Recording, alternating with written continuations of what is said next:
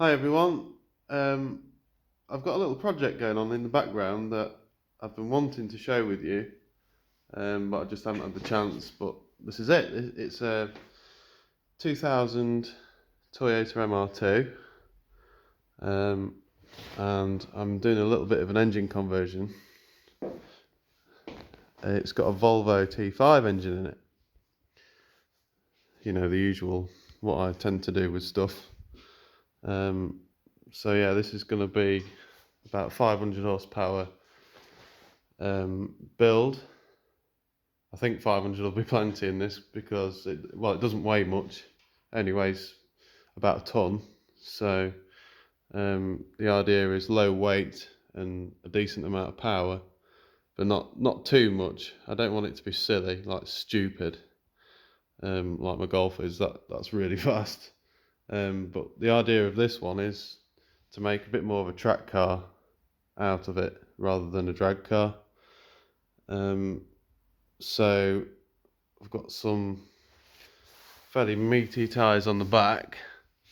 These are a 255/40 17 on the back, and it's a Nakang AR1.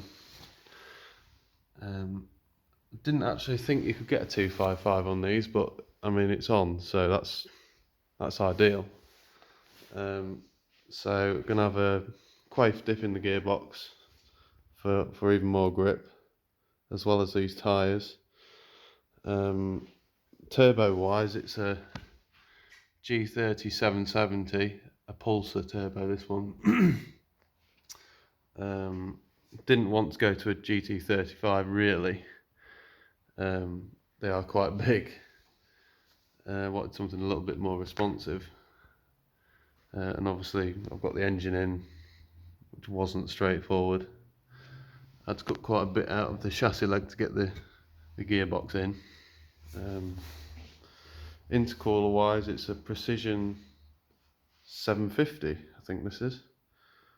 The V70 I've got, that's got a Precision 600 in it, and it did 680 horsepower, so this is even bigger. So I don't think this is going to struggle with intake temps. Suspension wise, I've got Meister R coilovers. Not horrendously expensive. I mean, there are more expensive coilovers, but I just wanted something to get me going really.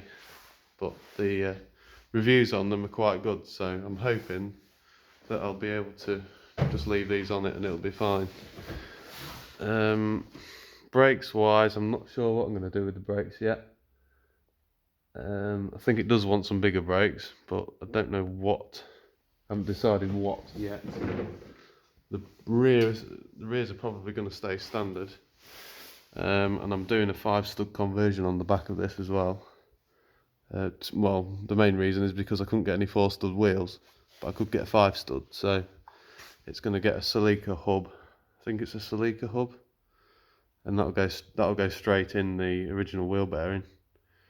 And then drive shaft wise, it's going to have Toyota RAV4 front CVs in the rear of this, and they should fit. Well, I know they're going to fit because I've tried them, and it is a bigger CV as well, so should handle a bit more power than the original ones. They're not very big, the original ones.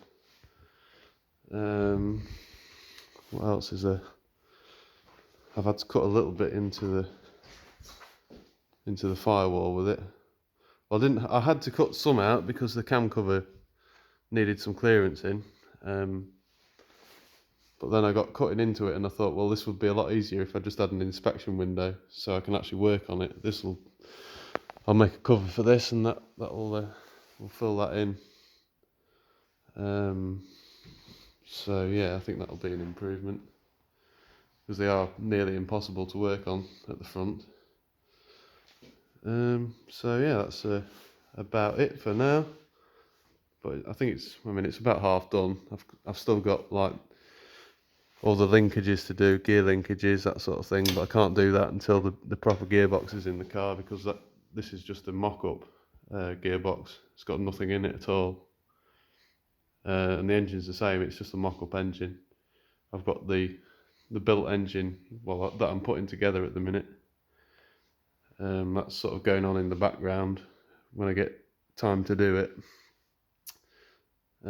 So yeah, fuel, I think I'm going to stay, well, it's just going to be normal fuel.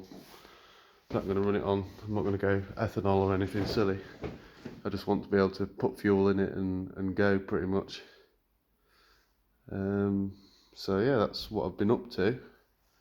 Hopefully in a few months it will be finished. So yeah, hope you like my little project. That's going to sound good.